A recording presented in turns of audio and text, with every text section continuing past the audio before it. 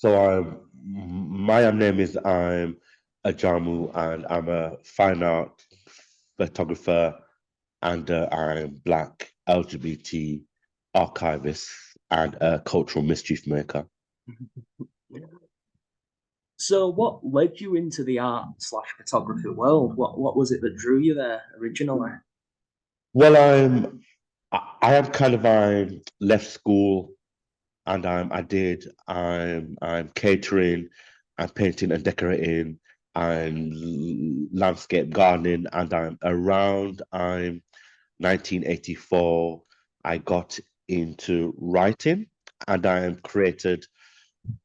I well, I'm not just created. I'm co-founded a magazine called Black Magazine, and which I came out of Huddersfield, and this would then been around 1990. So sorry, 1985, and I'm working on an article about bodybuilders, and then I had no camera. My mom bought me my first camera, and then I kind of got into it that way, and so I would photograph carnival. I would photograph like men that I was attracted to, but they weren't aware of my sexuality. And I had this very vague idea, and that photography had to do something. So I'm kind of like that's how I kind of got into it, and then I did A level, O level at Huddersfield Technical College, which is kind of not there now. So that's how I kind of got into it. And I went to Leeds, studied photography and printing, dropped out of that course, and then by 88 I moved to London. And what was like the photography slash art culture like back then in Huddersfield? Was it big? I I don't even think that there was a photographic art culture. I think for me, in terms of a black expression, yes, you had events that was aimed at black people.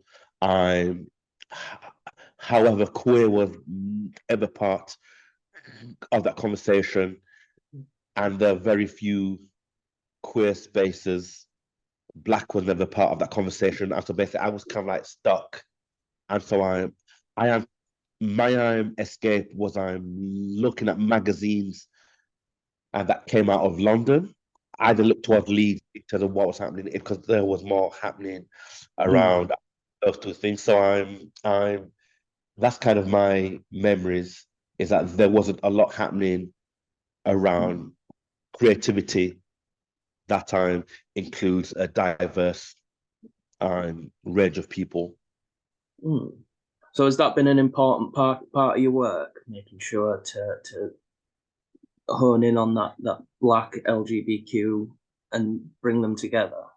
I think that it is an important part of the work, but I'm not the only part of the work. So yes, I think there's still questions that we need to ask around race and sexuality and gender, and also um, we don't always talk about process and making. We don't talk about the artists in terms of how they construct or think around the Mm. work and ideas, and we always get stuck into the content of the work. So my thinking is that black and brown and queer work is read through a lens of sociology. So hence it's there to educate people. But however, that then sidesteps process, production, craft, and these other things that's part of this thing called photography. So yes, it's kind of not just about the ideas, but it's about talking about um, aesthetics and beauty and these other things that I am also interested in as a fine art phot photographer as well. Um, so like you say, you're born and bred in Huddersfield. What was your early life like in Huddersfield? I'm I'm the early life was I was born and I was born at Bath Street, and the house is still there. There's a big white house right in the corner of Bath Street. Went to Burtby, went to Fartown. I lived in a predominantly black area, Fartown. So basically, it was a very close knit group of families and people, and that knew each other. I had a good childhood growing up. I think I got to my teens, I'm Huddersfield then had these very fixed ideas around masculinity and gender and race, and so I was this black kid into punk rock and goth and all kinds of stuff. So when actually didn't quite fit that, Mm. and the only place that I felt super comfortable was a club called Charlie that was down by a market. I think that I'm now sells bedding or something. Charlie's was this club whereby I guess your town outsiders gathered through music. So basically, first those 6 hours, and you had your queers, your goths, your punks, your skinheads, all these outsiders in this one place. I mean, that was kind of my club. I try and go to was Charlie's nightclub. So that's where I felt I belong. Mm. Just picking up on something you said there, like when was the first time you did feel like you saw something, whether it be in the media or even just like out and about, you saw yourself in something, you saw something that reflected back what you wanted to see? This was 1981, watching Top of the Pops and seeing Mark Harmon and Soft Cell. I'm singing 10 to 11, and something just opened up. And Mm. so I'm basically that first album, Non-Stop, Erotic Cabaret, that was my backdrop. And then the two subsequent albums by Mark and the Mambas just spoke to me in some kind of way. Mm. I It's because what it presented was these other ways of being and thinking. And the other outlet was I'm seeing black men with other black men in North American pornographic magazines that I was then now able to access. So those two things kind of came together at roughly at the same time. So I'm so kind of sorry. I'm sorry that for me just presented these other kind of worldviews. Mm. And of course then also I'm in terms of mainstream TV then, as we're talking early 80s, and your black men were always your pimps, drug ushers, and they were always seen in tension and with your cops. And so I couldn't relate to that idea of black masculinity. And then your gay men was always white gay men, and there was I'm extremely effeminate. And so your John Emmons, Frankie Howards, and Kenneth Williams. So then once again, I couldn't relate to that image neither. Mm. So I'm sorry, I kind of started just to kind of to try and work out, well, actually, if then I'm not that kind of a black, what kind of black am I? If I'm then not kind of that kind of queer, then what kind of queer am I? So then that was kind of the space. And so I would sit and visit Castle Hill and then just look out and thinking there has to be more to the world than this. Mm. So hey, that's how I kind of work through some of that stuff. Going back to Huddersfield, what Yeah. what do you feel of Huddersfield now? How often do you come back, and what do you think of it? I come back every 3 4 months. I'm trying to see my family. I'm and so while the town has changed physically, I don't think it's changed culturally, because there's still not a lot of diverse cultural spaces, and I'm for me, there was always this shadow of and when I felt really isolated in Huddersfield. I'm so actually, even though I've lived for decades, every time I step back, that ghost still comes back to say I was really isolated here. So I'm great. I'm seeing my family, my nieces and my nephews, my mom, my siblings, and at the same time, as I walk through the town centre, I'm like, oh God, I actually was just so isolated. And that's because then there were very few um, black queers that were visible or as instead as out, because then I'm the thing about growing up in a small town is that there's always gossip about who might be queer. And so actually you then sort out those people that you heard about. Mm-hmm. Because it's a very small town, so that's how I kind of then started then to make friends by walking past someone and smiling. It's because I heard that they might have been gay. Mm. So and so I'm and so now I see some younger black men who I read as queer. And then my first thought is, how are you surviving in this very small town? So then once again, I kind of see myself in those younger black men trying to work things through in all kinds of ways.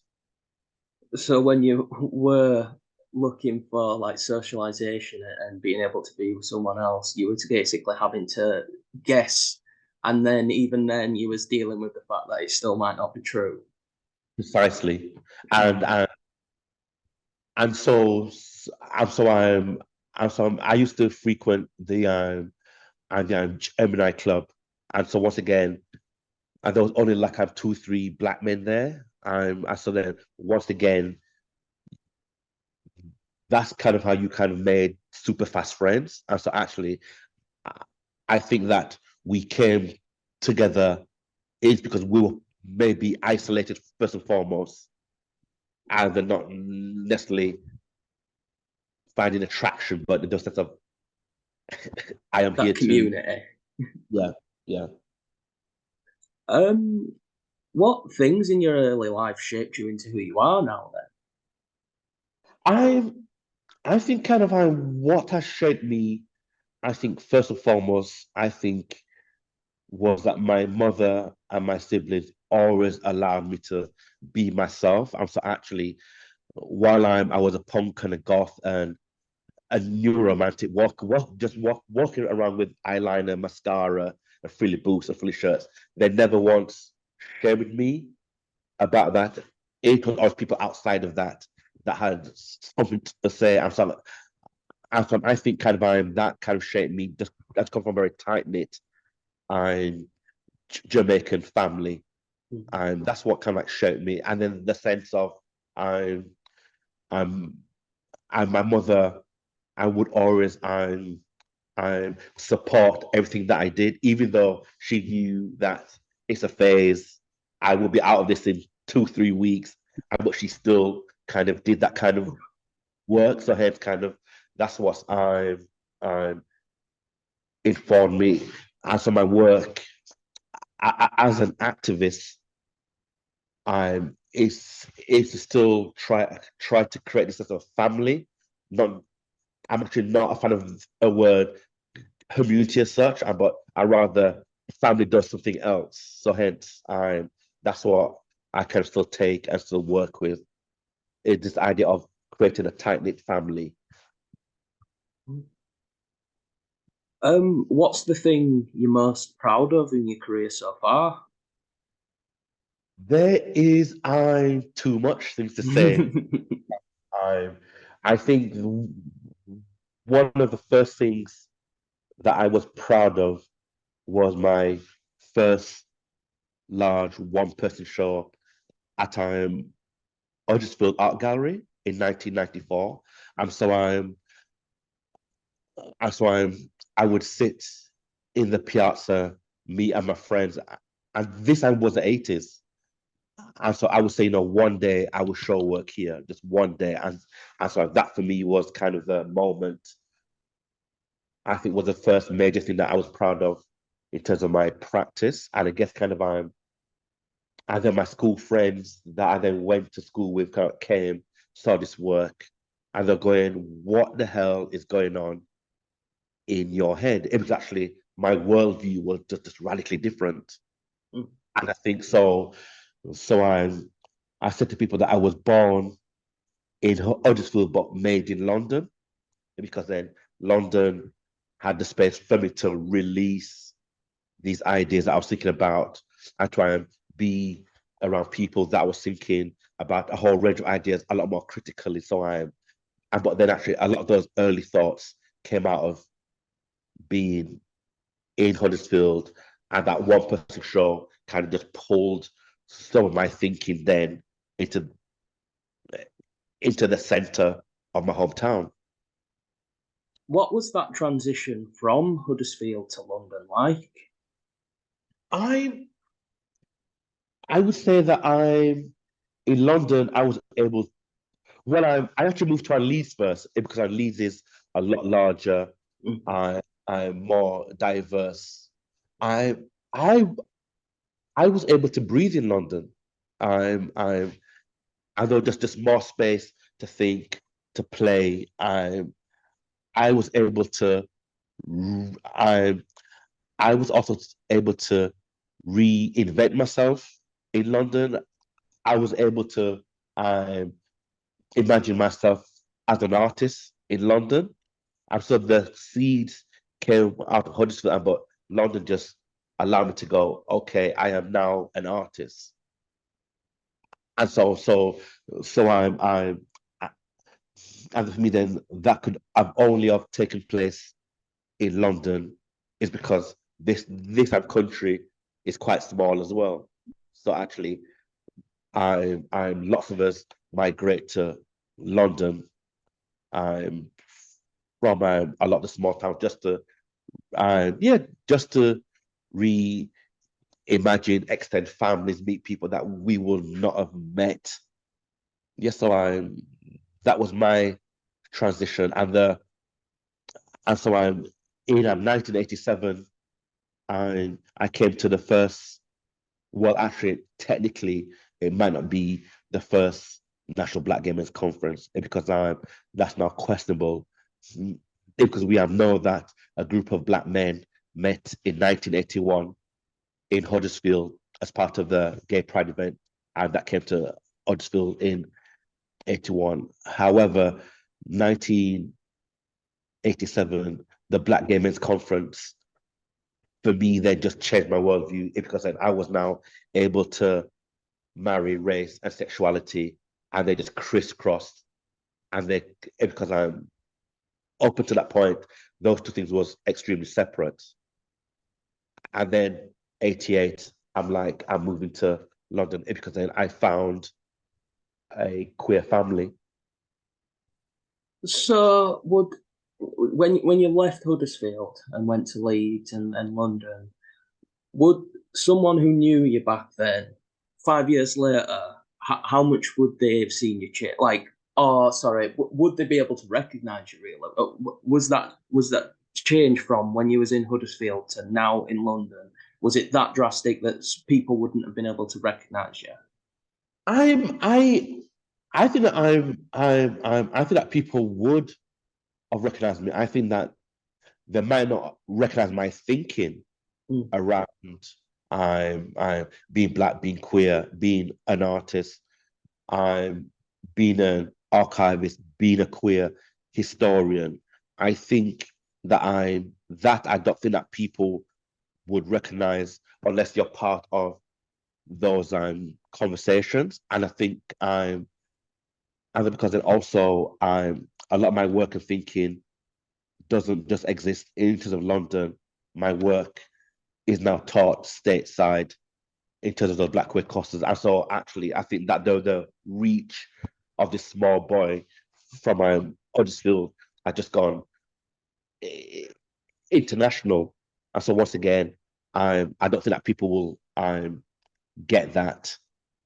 Because the thing that I find is that when I come back up to Huddersfield and then see friends from school or the guys I used to hang around with, also ex-girlfriends. I had girlfriends back in Huddersfield as well. In less than 5 minutes, we just realized that our worldview is just radically different. It's just different. So hence, yeah. So going up onto LGBTQ History Month specifically, what do you think about LGBTQ History Month? I think for me, I am in agreement with LGBT History Month. I think for me, there is a question around who is planning the events around LGBT month. And then I think that events that's produced by people who are part of the community is usually very different than either those that's run and planned by a local authority generally. Over the last few years, LGBT History Month has become I would say more diverse on one level. But my frustration is that in some instances, it's very clear that it's a tick box exercise, especially when it comes to race and ethnicity. And then the times generally where LGBT History Month includes a Black experience, it is normally a North American experience and then rarely a Black British experience. So then once again, I don't think it's nuanced enough. And then basically year in, year out, we get to see the same kind of narratives. It is still predominantly white gay men. And so then once again, yes, there's shifts and changes, but I think how much more can we deal with Oscar Wilde and all these great people? I was like, who else is out there? And then part of my mischievous politic is around. So actually, it's because I'm LGBT History Month, love these heroes. Actually, that means then what then other kinds of queers then get excluded. Your bad gays gets excluded from a conversation. Your Bosie, Wilde's partner, after that, once again, I'm saying, what else can we talk about that's not always and the same? I saw Turing, fantastic, amazing, but actually they've got enough space already. And so basically, and my other frustration is around is that it's quite clear when some LGBT groups get on of Black people, it's always at the end of the process. And so actually, it's the 20th of January, it's LGBT month, do you want to come and talk? So then actually, I tend to think that if you want to have a really diverse, exclusive, vibrant, sexy events, right? Yeah, the people are going to be at the start of the process and they're not at the end of the process. So, yes, I agree with LGBT History Month, but I think that there's just a lot more work to be done. Yeah, that's my take on it. Something you said there that I just wanted to pick up on, that's the same for Black History Month as well. yeah, it is. I'm gonna once again, I'm not targeting LGBT Month only. I'm saying across the board, we need to look at what's actually being created, and then for whom, and then how, and yeah. That's what I was going to say. Really, that there has been a degree of commercialization with all of these things, where instead of it being done for the right reasons, it's done, as you said, as a box ticking exercise, just to get the publicity, the positive vibe out there. But in reality, there's a dishonesty behind it. Yes. So yes, I actually agree with it, but then I still believe that we need to be asking other kinds of questions. And the thing that is missing from LGBT History Month is that while it talks about sexuality and gender, it does include pleasure or sex or the erotic stuff. And actually, it's quite a sanitized LGBT history. And then that's my frustration. Like they're trying to clean it up for casual viewing of it instead of actually going into the history. Exactly. What would you say is important about LGBT History Month? What would you suggest people do during the month to recognise it?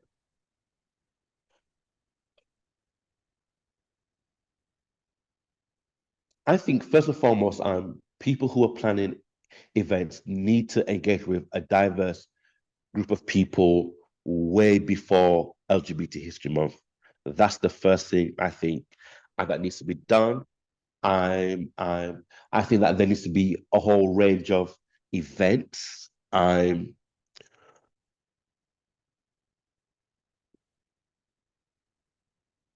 I think I just think it's about what kind of spaces are created and for whom in the context of LGBT History Month. And so I like when your smaller groups create their own events almost in anti to LGBT History Month, because generally those groups address those gaps. Yeah. And then they push back against it being commercialized, super funded, whatever. I am more drawn to more of your groups that's more DIY in terms of LGBT history. That speaks more to my kind of sensibility. I'm so actually, because I think that those two things should run side by side anyway. I think, yes, we need the mainstream on one level, and also we need these groups to come in and say, hold on, and then what about this? And then what about that as well? Yeah. It's kind of like football, where the true authenticity is at the grassroots level. Yes, I agree. What advice would you give to someone currently coming to terms with who they are, especially in the climate we're in now? Well, In fact, how different would you think your coming to terms with yourself would be from someone now? Well, I think that it depends on the context that they're in. And for me, the question is not necessarily about coming out, it's about what do people come into? And then there is then a question around have you got a support network around you so you could come out and feel safe to some extent? Yeah. And I think from my experience, we need to move away from this romantic notion that somehow to come out into an LGBT community means that we will feel safe there. Because actually, we still have to deal with racism, transphobia, misogyny within our own LGBT communities as well. And so actually, we still have to do that work for people to come into something that they feel safe. So then, and then the thing about coming into one's sexuality is that coming into it is a lifelong process. I think you have to kind of recognize that's like part of it as well. And then the other thing that I would say is to be gentle with yourself. Just be gentle with these new emotions, feelings that you might be working through. But it's definitely about creating a family that you feel safe, especially in this climate, especially what's happening around trans as well. And then once again, in terms of around trans experiences, we're still hearing about white trans experiences. In terms of Black trans experiences, and we're still hearing about a North American trans experience. And so we don't really hear about Black trans men who were born and raised in the UK. So when actually there's still these spaces that we need to create as well. And then the last question I had was, what is the best way to educate people with no experience? They have no one that they know as LGBT.